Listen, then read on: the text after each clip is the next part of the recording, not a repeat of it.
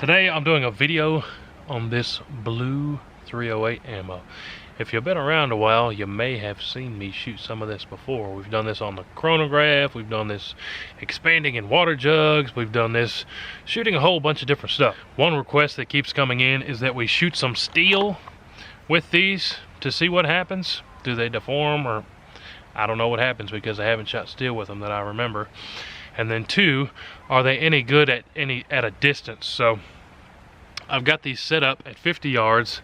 I've got a big old orange sticker on my steel buffalo downrange, and we're gonna see, one, what happens when we hit steel, and two, are they accurate at any distance? Today we're shooting at 50 yards, so should be pretty fun. I'm gonna shoot the steel buffalo with a bunch of this stuff, see what happens. Hopefully I can hit the target. All right, I think these Ruger Americans hold 4, if I'm not mistaken. So I'm gonna go ahead and load 4 of these up here. They load just like a normal 308. People ask me that a lot too, but the only thing that I've had trouble with, I'll show you right here if it does it, is they seem to be, the cartridge itself seems to be a shade too long, to where when you go to close the bolt, you got to kind of slam it. So people keep commenting that my Ruger American is a piece of trash, but really it's this ammo. So let's see if we can hit something here, see if this rifle's still on from when I shot it last. 50 yards, you would think we'd be able to hit something, huh?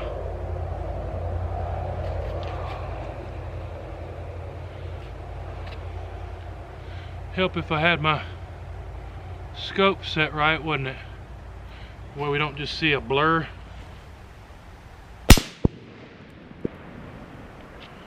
I think I missed, but I think I also flinched pretty hard there. That one didn't want to eject there. See what we can do here.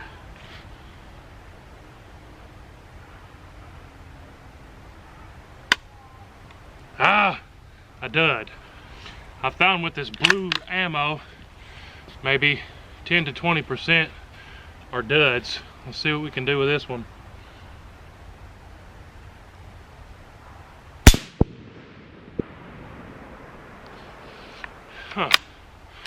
I can't tell if I'm hitting or missing. After this fourth one, I'm gonna walk down there and see if we can figure it out.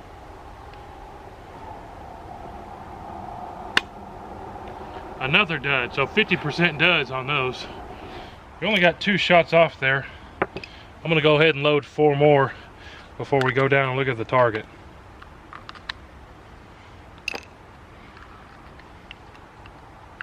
There's no way I'm missing it, unless this gun got dropped or something.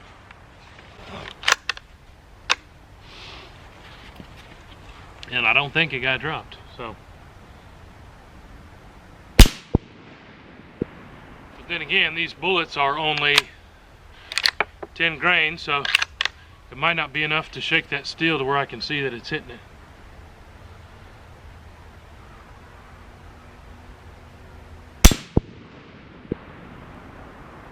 Looks like I'm definitely hitting it now. I can see the stickers being worn off.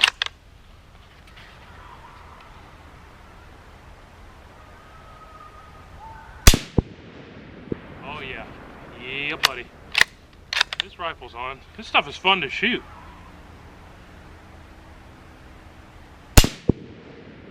Oh yeah. Let's go ahead and load up just a few more.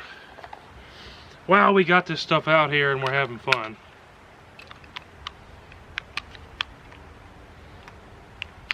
Let's load up 3 more. Let's do these, see if I can hit freehand here without the wrist. And another dud.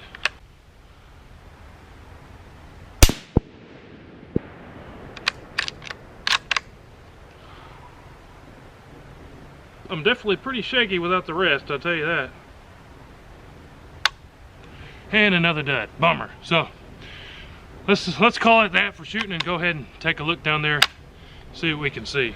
I definitely didn't count there, but we definitely had, what did I shoot? Maybe 10, 11 attempted shots, and I think we had 3 or 4 duds, so that's kind of a bummer with that ammo. But at the same time, compared to 308 hunting ammo, it is super cheap. It's even cheaper than steel case full metal jacket that I typically plink with the 308. So for plinking, it's pretty fun. This is really, really cool, and I did not expect this. So first, let's look at the sticker. Definitely was dead on there and pretty consistent at 50 yards. So to answer the question, is it consistent?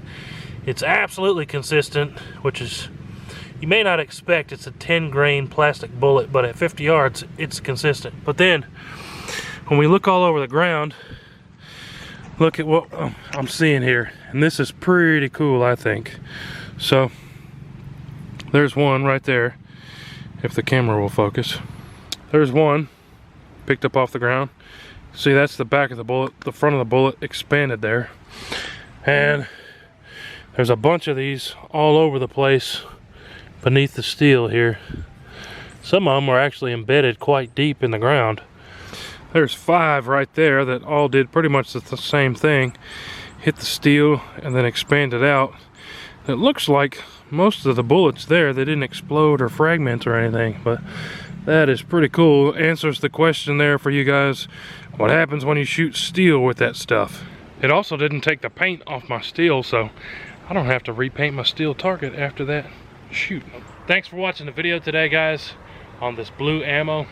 Pretty cool what happens when you shoot steel with it, and you can see there it was pretty consistent. You know, if we had this sucker in a vise, I would just about guarantee we could hit the same hole with that stuff, considering how accurate I could be with it just off this standing bench. But a big shout out and a big thanks to the Heavy Metal Guns and Outdoors channel. Everybody go check them out and subscribe.